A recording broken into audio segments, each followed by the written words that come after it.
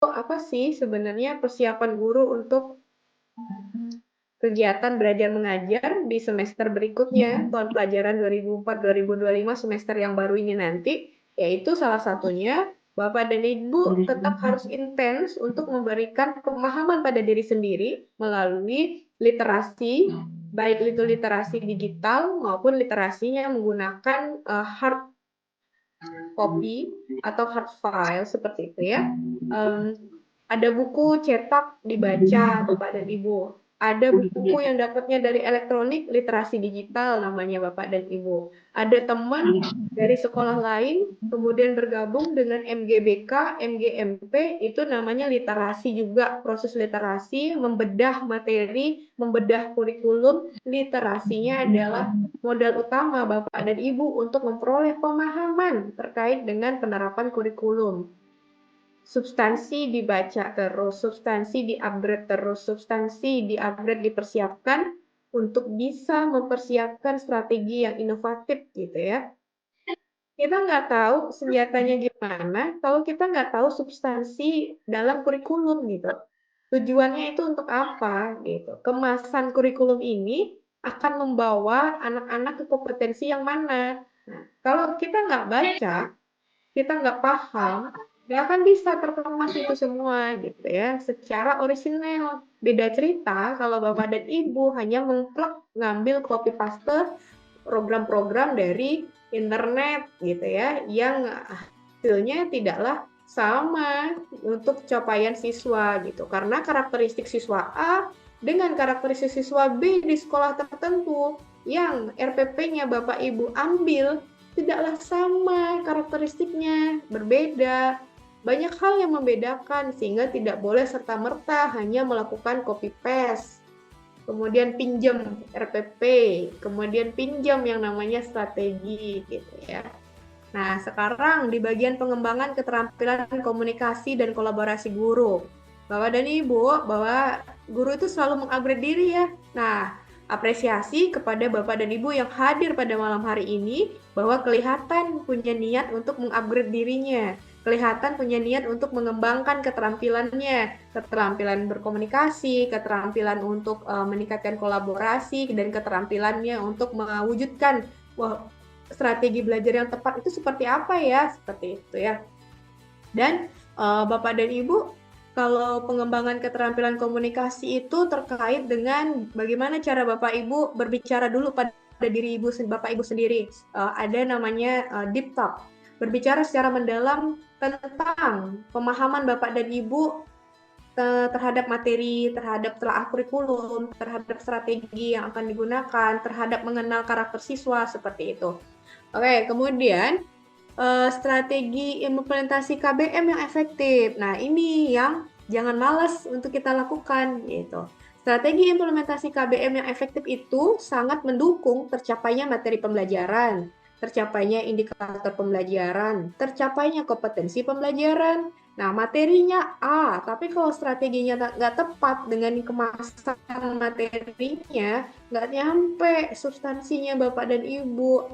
Bahwa substansi itu kita itu ketika kita belajar tentu saja kita tidak semata-mata anak itu mencapai kepada KKM, kepada substansinya terus yang dikuasain, tapi bagaimana sikap yang dia dapat dari belajar materi A, sehingga strategi implementasi yang tepat dalam proses KBM akan mengantarkan siswa memiliki sikap yang sesuai juga dengan kompetensi, jadi nggak serta-merta akademik gitu ya. Maka pada akhirnya tuh apa sih yang kita harapkan dari proses belajar? Kembali kepada makna pendidikan, kembali kepada makna belajar adalah perubahan sikap, perubahan perilaku, perubahan yang namanya orang dalam teori Bloom, seseorang itu dikatakan belajar ketika dia mengalami proses perubahan sikapnya, perubahan perilakunya, kayak gitu ya. Kalau dia punya pemahaman tapi dia nggak mau menerapkan pemahaman itu, sama dia belum belajar karena tidak terjadi perubahan tingkah laku, perilaku seperti itu. Dan kondisinya capaian pembelajaran tertinggi adalah karena adanya perubahan perilaku kayak gitu ya. Kalau siswa yang pasif, tapi secara akademik dia tahu nih, tapi taunya hanya untuk diri dia sendiri aja, nggak mau nge-share ke temennya, nggak mau dia jawab pertanyaan. Jadi dia tahu ataupun nggak tahu, kita nggak pernah tahu, Bapak Ibu ya. Nah, berarti ada yang keliru dengan strategi implementasi KBM kita, belum efektif. Nah, kayak gitu. Dan sehingga belum tercapai nih proses pembelajarannya, tujuan pembelajarannya belum tercapai. Masih ada anak-anak yang diem padahal dia tahu kayak gitu kan. Nah, anak seperti itu yang ayo kita grow up dengan strategi implementasi KBM yang tepat gitu.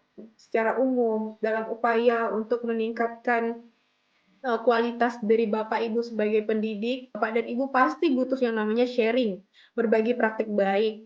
Ada MGMP, MGBK, itu tujuannya adalah kolaborasi Bapak dan Ibu ya. Ayo kita melakukan research nih, kekurangan kita apa, kita perbaiki dengan cara apa, seperti itu. Ayo kita komunikasi kendala-kendala kita nih apa yang kita hadapin saat ini menerapkan KBM ini. Nah, lalu apa yang harus kita lakukan solusinya? Seperti itu. Oh, berarti kita komunikasi nih sama dengan orang tua. Nah, itu keterampilan komunikasi gitu ya. Jadi jangan sungkan untuk mengajak diri berbicara, mengajak teman lain guru berbicara, mengajak orang orang tua berbicara karena stakeholder tadi dan itu akan mendukung ketercapaian proses pembelajaran gitu ya. Ada ada apa namanya sarana yang kurang mau nggak mau kan harus dikomunikasikan. Nah, hal-hal itu kalau nggak bisa dikomunikasikan dengan sehat, dengan baik ya kendala itu tetap tersimpan begitu saja, tetap jadi beban pikirannya Bapak dan Ibu sendiri, seperti itu ya. Oke, itu hal yang terbaik. Kemudian, Bapak dan Ibu harus tahu bahwa, pasti tahu sih ya ini, karena yang kita hadapi adalah manusia, eh, siswa gitu, yang setiap periodenya mengalami perubahan mood, perubahan fase perkembangan, gitu ya. Dan setiap fase perkembangan itu memiliki dinamika, memiliki tantangannya sendiri-sendiri berdasarkan aspek psikologisnya. Oleh karena itu, Bapak dan Ibu harus paham dengan karakteristik peserta didik Bapak dan Ibu sendiri gitu. Sekarang kita ada di generasi Z, generasi Alpha gitu ya, generasi yang istilahnya tuh macam-macam. Jadi jangan sampai Bapak dan Ibu sendiri tuh kelewatan dengan istilah-istilah itu sehingga menyamaratakan generasi yang saat ini Bapak Ibu hadapin sama kok dengan generasi yang lalu. Jadi tidak ya. Mudah-mudahan Bapak dan Ibu juga selalu mengupgrade pemahaman tentang karakteristik anak generasi saat ini atau siswa sekarang dengan fase perkembangannya gitu.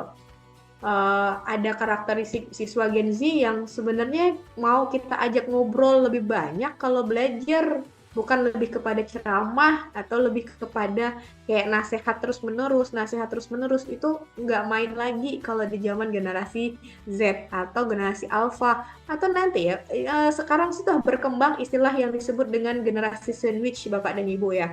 Nah, bagaimana kita menghadapi generasi itu gitu? Kita mesti punya cara khusus untuk ngobrol sama mereka gitu. Wajibkan apple to apple kayak gitu ya. Dan cara yang sangat simple tapi bisa dilakukan dengan setulus hati gitu. Untuk apa sih kita belajar tuh sebenarnya gitu ya? Kalian bisa ngebayangin kan kalau punya handphone, kalau nggak dicas gimana? Baterainya habis terus apa yang dilakukan dengan handphone? Ya saya ngecas handphone, ya begitu kalau manusia tanpa ilmu pengetahuan, tanpa belajar, mati kan? Nah itu kadang-kadang guru harus bisa belajar bermain dengan um, kata-kata, dengan diksi, dengan pengembangan kalimat yang positif seperti itu untuk menggugah psikologi positifnya supaya sekarang tuh nggak kayak ngerasa atas ke bawah lagi atau dalam arti kata nasehat-nasehat aja yang bermain ya kayak gitu. Ada waktunya Bapak dan Ibu, ada fasenya Bapak dan Ibu, anak-anak ini yang nurut banget dengan satu kalimat nasihat, tapi kita juga sama-sama tahu bahwa generasi Gen Z itu berkembang pesat dengan pemikiran AI-nya, dengan pemikiran digitalnya, dengan pemikiran untuk dia bisa belajar sendiri secara mandiri dengan teman-temannya. Hati-hati kita tuh nggak dipedulikan, hati-hati kita tuh udah kayak nggak dibutuhin lagi sebagai guru gitu ya. Walaupun sebenarnya kita itu selalu harus belajar dibutuhkan oleh siswa kita itu karena banyak hal yang tidak bisa digantikan oleh teknologi guru itu seperti itu.